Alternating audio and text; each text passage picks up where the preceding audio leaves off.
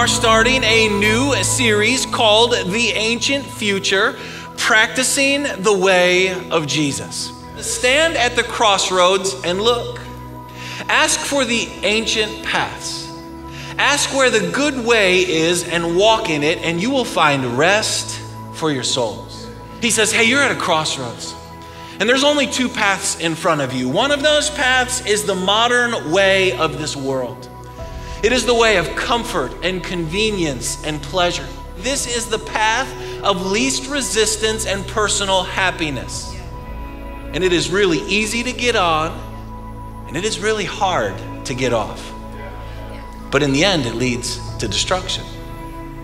He says, but then there's an ancient path, a good way, a narrow road with a small gate.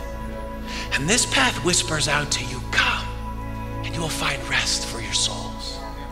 Come lose your life, and you will find it.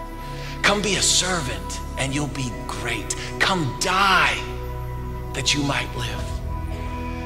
And this is the path of greatest resistance and personal holiness.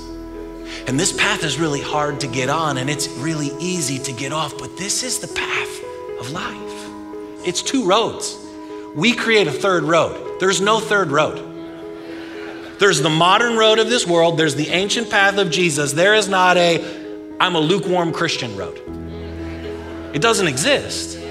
We think it does, and we trick ourselves as if it does to make ourselves feel good about ourselves. There is no middle road. There's an ancient path, or there's a modern road. You stand at a crossroad. In fact, every decision in life is crossroad. To choose to continue down the ancient path or to choose to continue down the modern road of this world, whichever one you're on. And at any point in time, you get the freedom to change. And so daily, it's about inviting God into my life to say, God, today, show me your ways and teach me your paths. The ancient path is the way of faith. Faith is being sure of what you hope for, certain of what you do not see. Faith is living from the invisible towards the visible.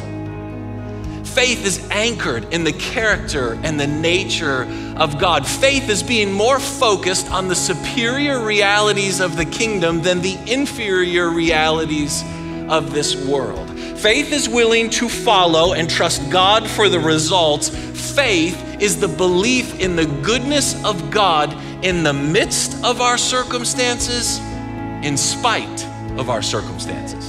Because the ancient path is a path of hope. Hope is the confident expectation of the goodness of God.